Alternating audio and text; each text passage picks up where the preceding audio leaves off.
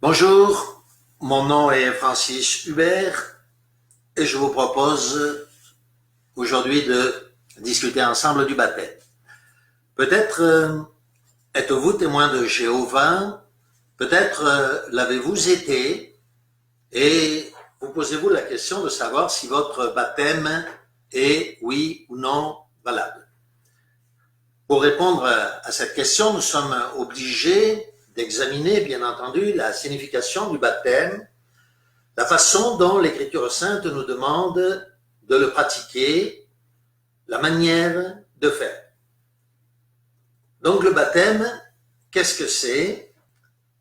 Eh bien, c'est un jour de naissance. Nous allons donc examiner quelques points ensemble, et le premier étant un passage de la lettre aux Hébreux au chapitre 6, versets 1 à 2, qui dit ceci.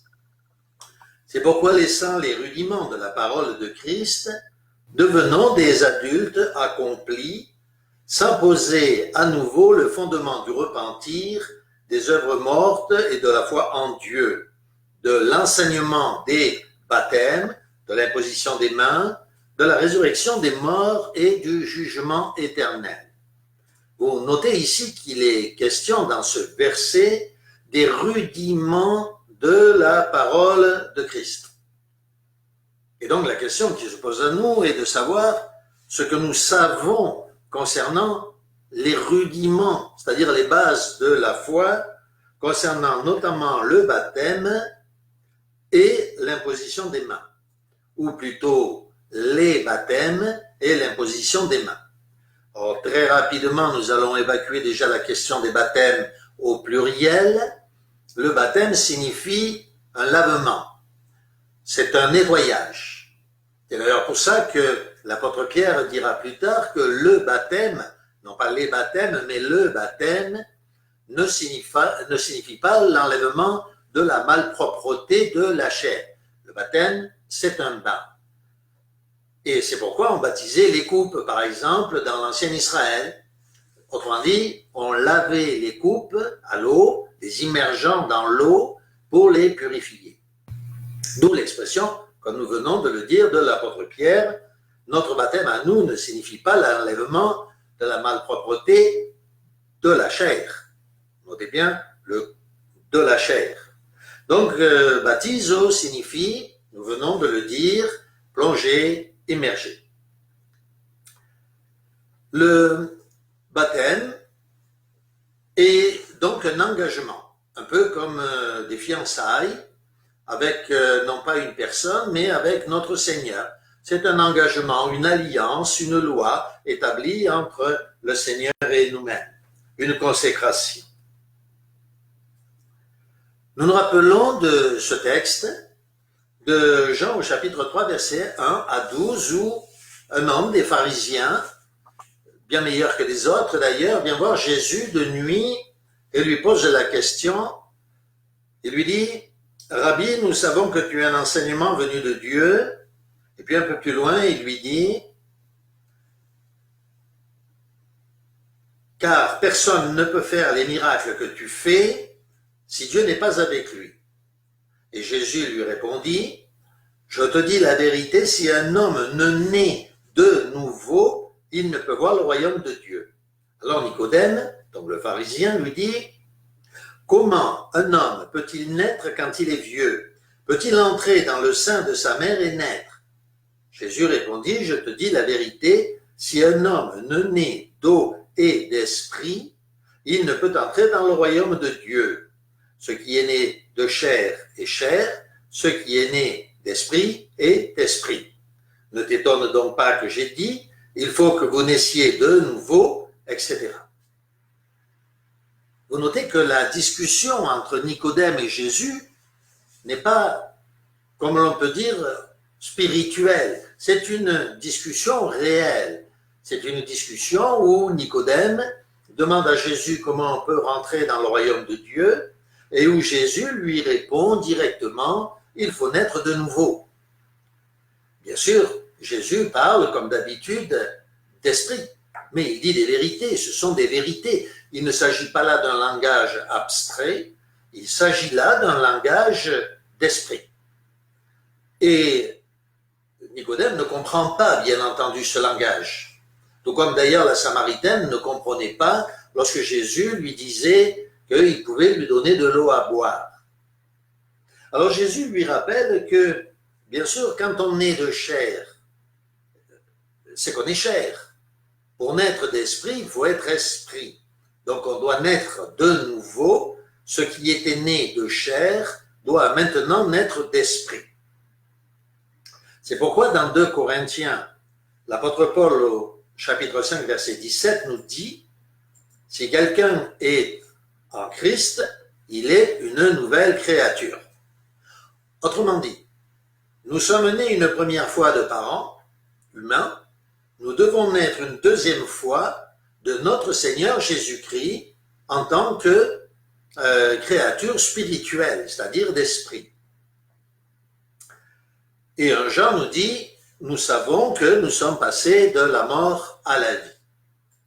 Alors, reprenons les choses depuis le départ pour bien comprendre le sens profond du baptême.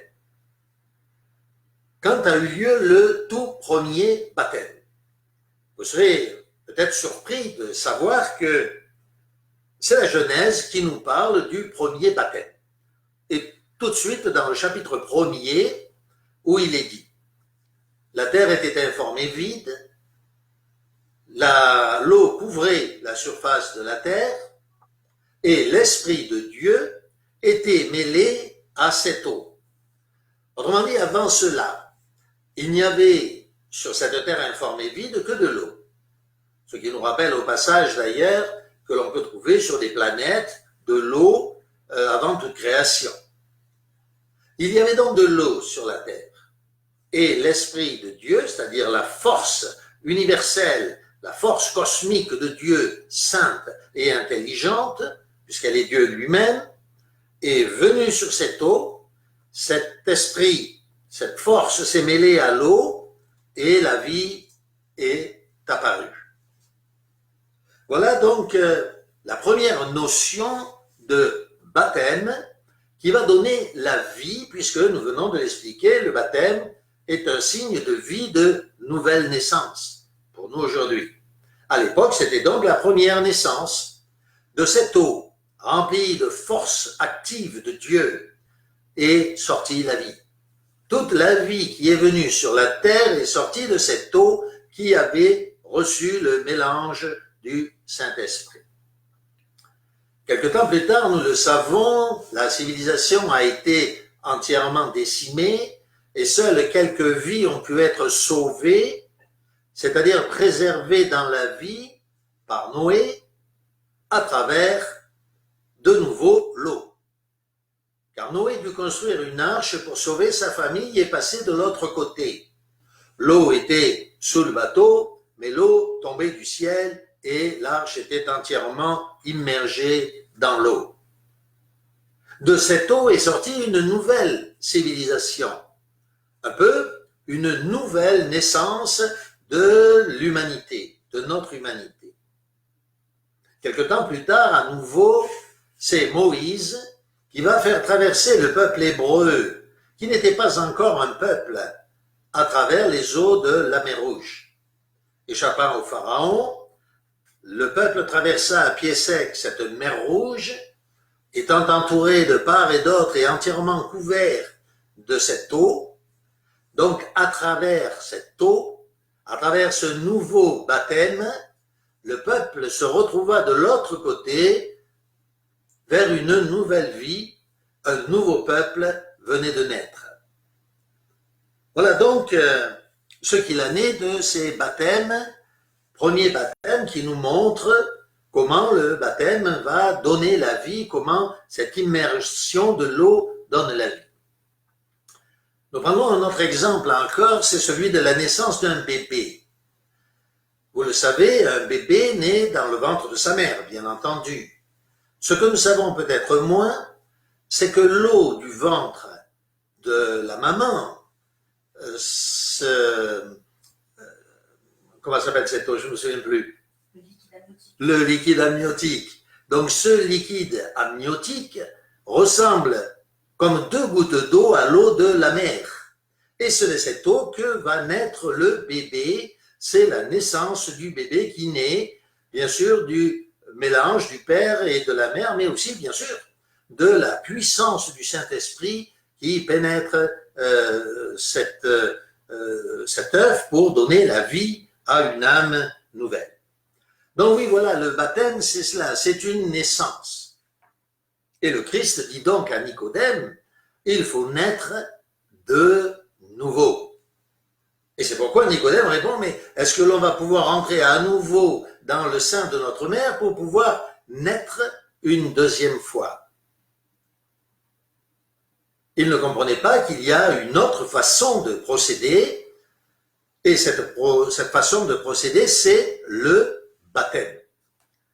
En effet, lorsque nous nous faisons baptiser, la personne qui se fait baptiser est immergée dans l'eau, totalement. Le baptême, comme son nom l'indique, nous venons de le voir, qui signifie immersion, est donc une immersion dans l'eau. Il n'est pas question de mettre un filet d'eau sur la tête d'une personne, il s'agit réellement d'une immersion dans l'eau. Cette immersion, lorsque la personne disparaît sous l'eau, signifie que la personne est morte. Elle a disparu de cette terre, elle est dans les abîmes. Vous savez d'ailleurs que la Bible appelle les abîmes, l'eau, la profondeur des eaux, l'abîme, c'est-à-dire synonyme de la mort. Donc l'individu disparaît dans l'eau, il est mort, il n'existe plus, il n'est plus sur la surface de la terre.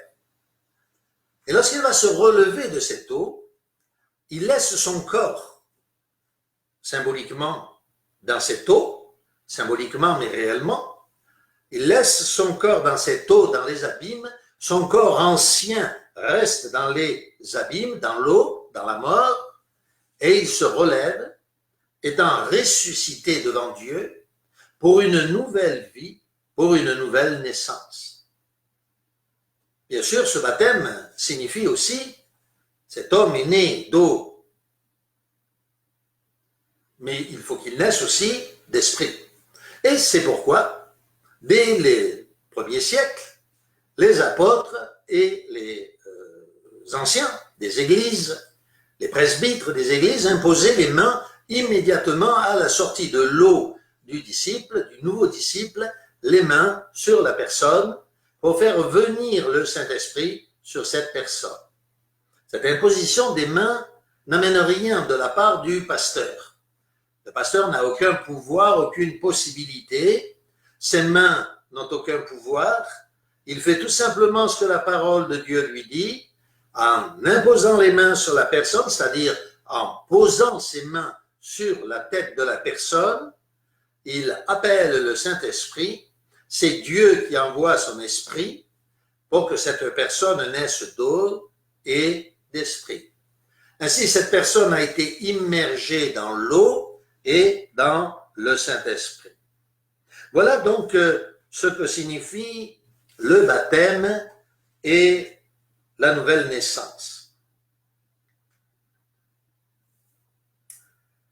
Avant le baptême, les anciens, les premiers presbytres demandaient aux catéchumènes, c'est-à-dire aux futurs disciples, d'abord de renoncer à ce monde.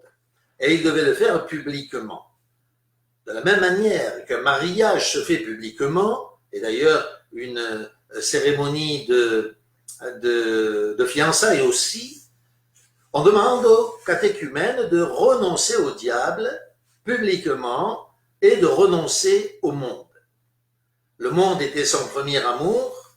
Pour être maintenant l'époux de notre Seigneur Jésus-Christ, ou plus exactement pour faire partie de l'épouse de notre Seigneur Jésus-Christ, cet homme doit renoncer à ses anciens amours, à son ancienne vie, cette vie qu'il vient de laisser dans le tréfonds de l'eau, puisqu'il est né à une nouvelle vie. Il va donc, avant de rentrer dans l'eau, dire publiquement combien il renonce à ce monde et combien il renonce au diable, qui était son père ancien, pour devenir maintenant membre d'une nouvelle famille, notre Seigneur Jésus-Christ, son nouveau père. voyons au passage comment Jésus est à la fois fils de Dieu et notre Père.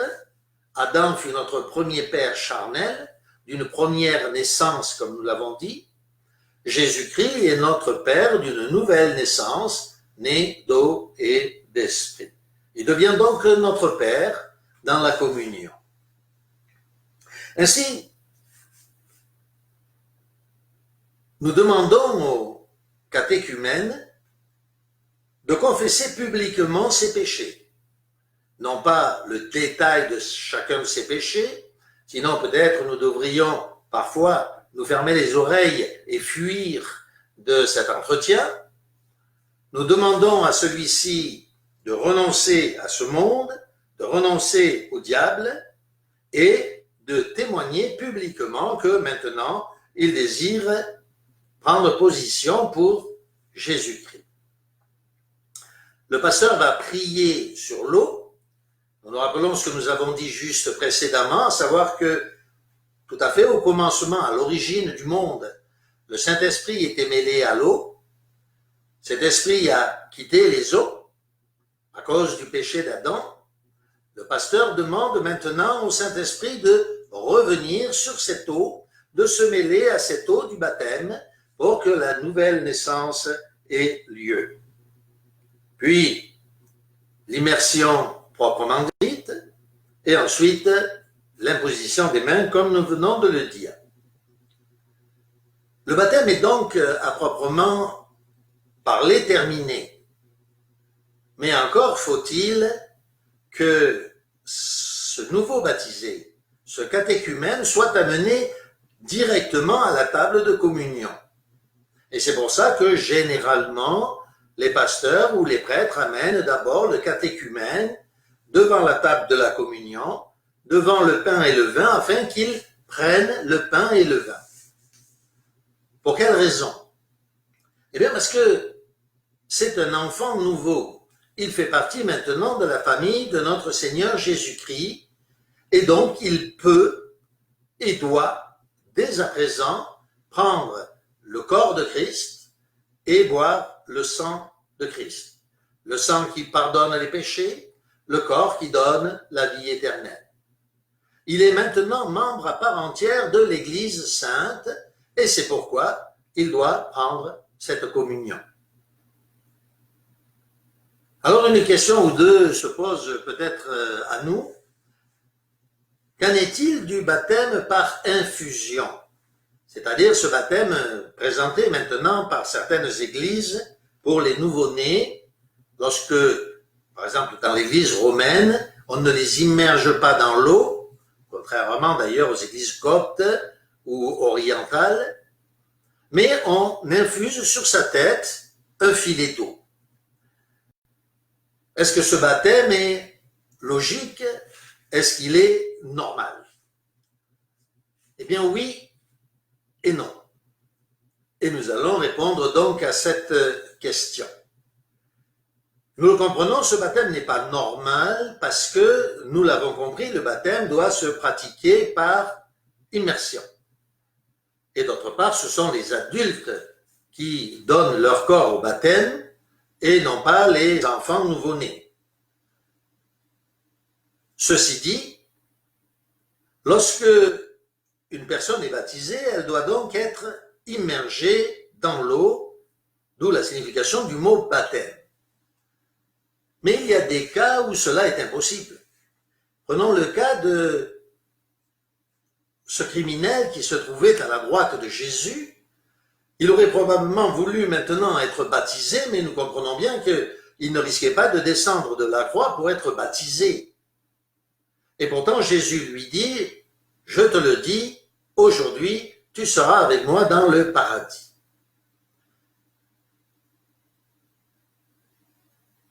Ici, ce criminel est sauvé bien qu'il n'ait pas été baptisé.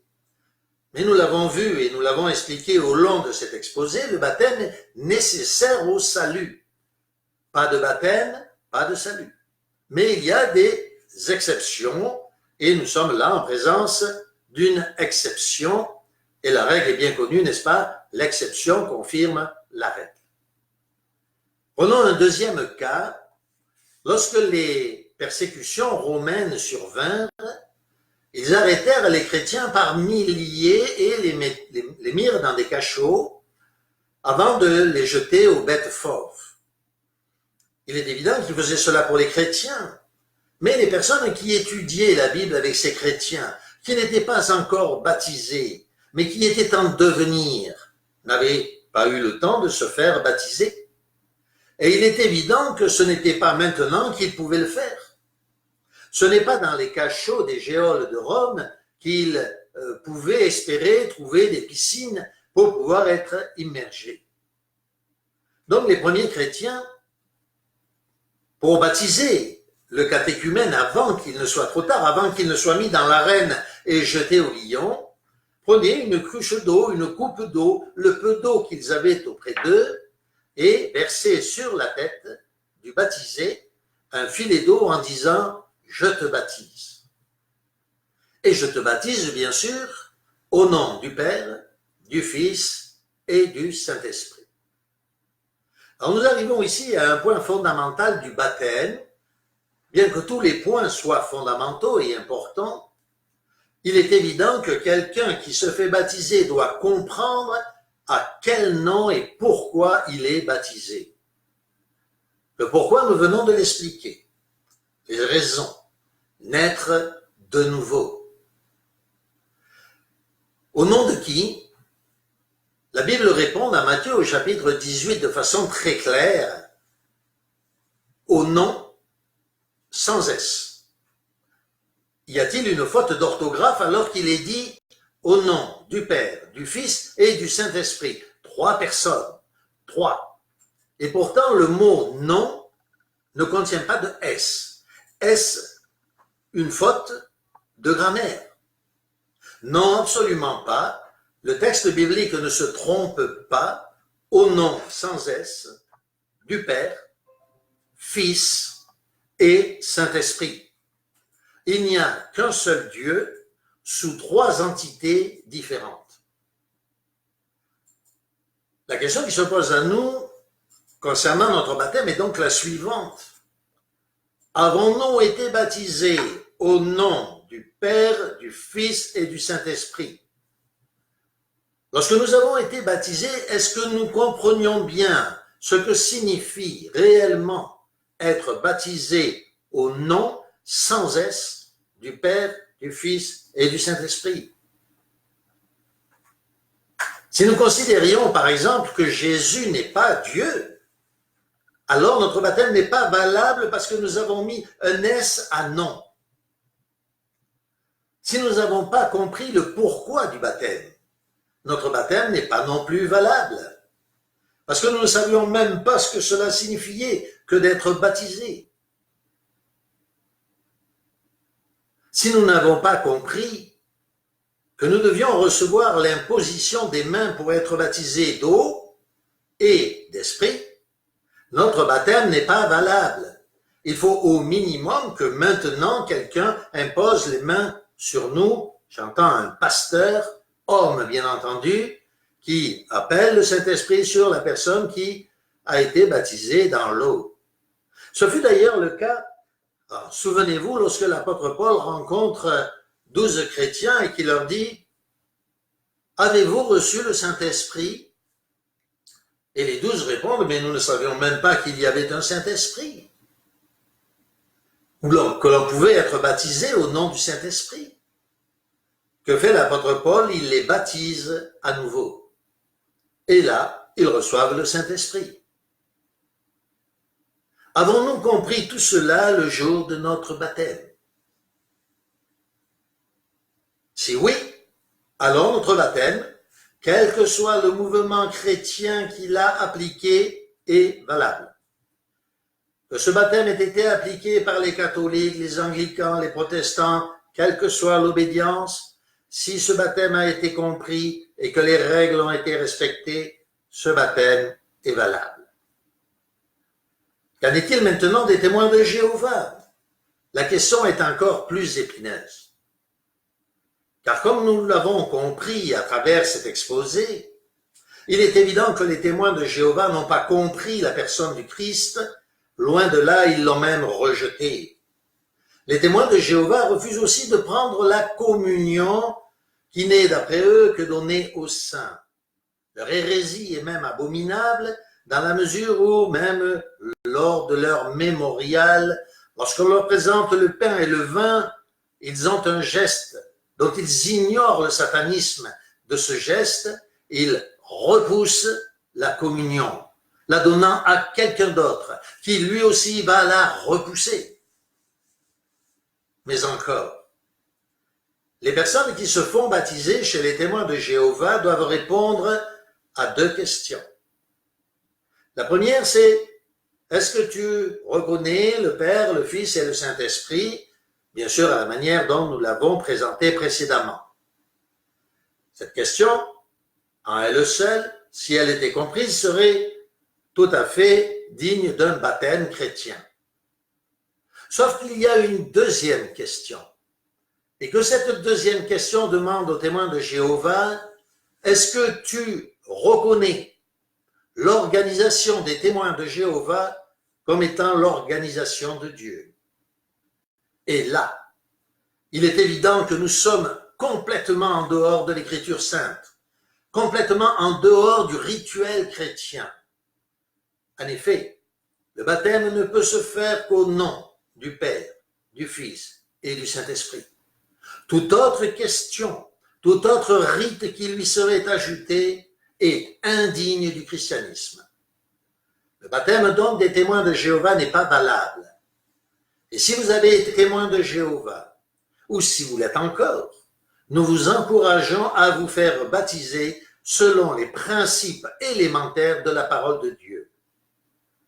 D'autre part, il est quand même surprenant que, comme nous l'avons dit au commencement de notre exposé, alors que ces enseignements sont les fondamentaux de l'Écriture sainte, de la parole de Dieu, les primaires, que tant de témoins de Jéhovah soient ignorants de sa signification, de son sens, de son application. Se pourrait-il qu'il y ait d'autres enseignements qui ne correspondent pas non plus à la réalité de la parole de Dieu? Je vous encourage, bien entendu, à faire des recherches à ce propos. Car je vous le dis, il n'y a qu'une seule parole, une seule vérité, c'est la Bible, l'Écriture sainte. Je vous encourage donc, si c'est votre cas, à vous faire baptiser une nouvelle fois pour que vous soyez réellement nés d'eau et d'esprit, baptisés au nom du Père, du Fils et du Saint-Esprit, ayant renoncé à ce monde, confessez vos péchés et rejetez ce monde. Lors de la Pâque 2020 qui se tiendra aux alentours du mois d'avril, ici à Vendôme, nous allons procéder à un baptême dans lequel il y aura plusieurs témoins de Jéhovah qui vont se refaire baptiser selon les règles de l'Écriture sainte. Si c'est votre cas, n'hésitez pas à nous contacter. Laissez un message et nous serons heureux que vous puissiez vous aussi participer à ce baptême et enfin naître de nouveau pour accéder non pas à la vie sur la terre, mais à une vie céleste, car le baptême est la porte ouverte à la vie céleste. Que Dieu vous bénisse et soit avec vous. Amen.